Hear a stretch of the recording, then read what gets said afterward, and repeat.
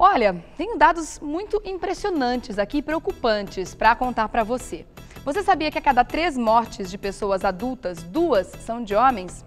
Você sabia também que a cada 5 pessoas que morrem entre os 20 e 30 anos, 4 são homens? Por que eu estou falando isso para vocês agora? Porque os homens têm realmente que ficar muito atentos com relação à sua saúde. Muitos são os problemas que os homens vão ter numa idade já mais avançada, 50, 60 anos, que se eles tivessem se preocupado em fazer check-ups periódicos, feito a prevenção durante a juventude, época que está tudo bem, que os homens acham que não precisam se preocupar, eles poderiam ter evitado lá na frente esses problemas. Então, não só os homens fiquem muito atentos ao nosso assunto de agora, mas as mulheres que são casadas, têm namorados, filhos, também fiquem atentas para dar esse toque para eles, caso eles não estejam muito preocupados hoje, tá? Dr. Paulo Egídio, urologista, está aqui com a gente para falar sobre isso. Tudo bem?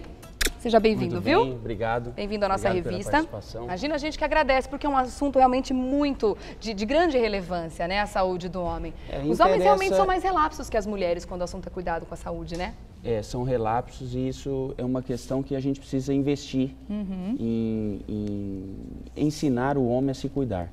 A prevenção, principalmente, que é sempre o melhor remédio, como a gente sempre diz, né? E um exemplo que fica fácil é se espelhar nas mulheres. Porque as mulheres fazem a avaliação ginecológica antes mesmo da primeira menstruação. Exatamente. Ou até para prepará-la para receber a primeira menstruação. O homem também precisaria disso. Então eu costumo dizer que basta espelhar em vocês que a gente vai ter um caminho melhor. É verdade, você falou tudo, né? Agora, por que as mulheres já fazem essas prevenções, já visitam, né, o ginecologista com mais periodicidade? Não é porque a saúde é mais frágil, porque nossos hormônios são mais instáveis, não tem nada a ver com isso. É porque realmente, não sei se nós temos mais consciência de que os problemas, quanto antes detectados, a chance de cura é muito maior. E isso para todas as doenças, principalmente uma delas que aflige os homens cada vez mais hoje em dia. A gente tem visto um crescimento grande nos números até, que é o câncer de próstata, né?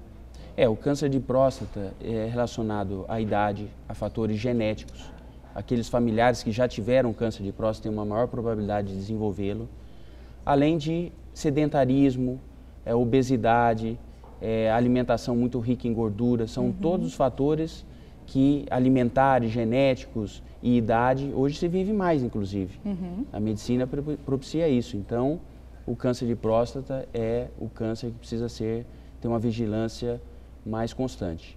Além do câncer de próstata, quais são as doenças mais comuns que acometem os homens nos dias de hoje? Nós temos problemas relacionados a hormônios. Não são só vocês que têm problemas hormonais. Os homens têm também, porque os testículos produzem 80 a 90% do hormônio masculino, os 2 testículos. E nós podemos ter atrofia testicular por cachumba, na puberdade, a cachumba que ele fala que desce e acomete o testículo atrofia. Tem perda testicular por torção, o testículo pode torcer e perder um testículo, por traumas. Então, como 80 a 90% do hormônio é produzido no testículo, se tem uma diminuição testicular ou perda de estímulo à produção do hormônio, você tem queda hormonal. Queda hormonal reflete em obesidade, principalmente abdominal, diminuição do interesse, problemas de ereção. Problemas de ereção cada vez mais frequente. E cada vez mais cedo, né? Mais cedo. E um dado fundamental com problemas de ereção. Todo mundo pensa no objetivo rápido, ter o pênis ereto. E vão aos comprimidos sem uma avaliação médica. Problemas de ereção muitas vezes reflete uma doença silenciosa. O que é uma doença silenciosa? É um problema vascular que, se a ereção não está boa, ele pode ter um problema coronariano ou na artéria carótida que leva sangue para o cérebro. Então, o problema de ereção pode ser, muitas vezes, uma consequência de outro. Sim. Que se fosse tratado da raiz, o problema da ereção seria automaticamente resolvido.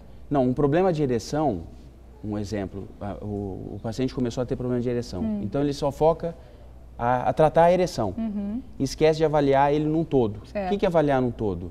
Avaliar as coronárias, para ver se não tem risco de infarto. Avaliar as carótidas se ele não tem risco de ter um derrame. Por quê? O problema de ereção, às vezes, antecipa em 5 anos um evento como um infarto do miocárdio ou um derrame.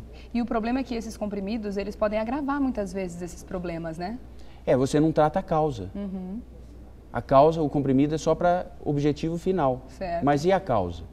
Não foi investigada. Então, se ele tem um problema vascular na região do pênis, ele também pode ter um problema vascular na região do coração ou do cérebro. Certo, mas o que está incomodando é ali, naquele momento, ele vai querer cuidar dali, né, daquela região. Você trouxe que é importante aqui alguns materiais, eu gostaria que você contasse pra gente o que são esses materiais, porque muitos são os outros problemas também que os homens podem ter, né, ao longo dos anos e que podem se agravar se não tiver o cuidado preventivo, como a gente sempre diz, né. O que você trouxe aqui pra gente? Então, nós temos hoje soluções na parte do tratamento do homem, fantásticas. O homem, o fato de não ter um testículo ou ter um testículo atrofiado, isso é ruim. Lida muito mal, como a mulher lidaria mal com não ter uma mama menor. Claro. Então nós temos recursos de implantes testiculares, né? Nós temos recursos de, na incontinência urinária, vamos supor, operou a próstata e não controla mais a urina. Existe o esfíncter artificial, que esse esfíncter fecha a uretra, para não perder urina mais. Isso é implantado através de cirurgia? De cirurgia. Tá. Existem soluções como o implante peniano. Tá. Se os comprimidos não funcionam mais ou têm efeitos colaterais, existe um implante, o inflável, que se pressiona para insuflar o cilindro, tudo interno. E a bombinha fica dentro do escroto, não é visível. Apertar a pele contra a pele não causa dor. Isso tudo é colocado dentro do organismo? Tudo então, dentro do organismo. Porque o mecanismo erétil é um mecanismo hidráulico. Tá. A sensibilidade é igual, a ejaculação é igual, o prazer é igual. Isso é só para dar o que perdeu. Isso é um equipamento só, essas duas pecinhas, equipamento só. Duas partes. Tá. E além, esse é o equipamento inflável. Existe o equipamento maleável, que é implantável também. Que é esse que você está segurando, E ele só dá o complemento de firmeza. Tá. E o implante, muitos não sabem, ele é feito no interior dos corpos cavernosos, ele não precisa remover absolutamente nada. Porque isso é como se fosse um miolo de pão. Tá. A gente afasta e faz um implante para dar o complemento de firmeza, sem remover nada. E na hora que o homem precisa dessa firmeza, ele é inflado com ar? Não, soro. Soro? O mesmo soro que a gente toma na veia, esse sistema, a gente enche ele de soro no momento do implante. Tá, que interessante. Soro fisiológico, E essa bombinha você falou que serve para? Para acionar. Tá. Então, através de um acionamento, você insufla, você passa o líquido para o cilindro. Muito legal. Vamos responder aqui a pergunta do Paulo Oliveira. Bom dia para você também, Paulo. Obrigada pela sua pergunta. Gostaria de saber do Dr. Paulo, seu xará, que o exame de ultrassom, o exame de urina e de sangue se são suficientes para avaliar se há alterações na próstata. São exames que a gente não toca o paciente. O ultrassom ele forma a imagem.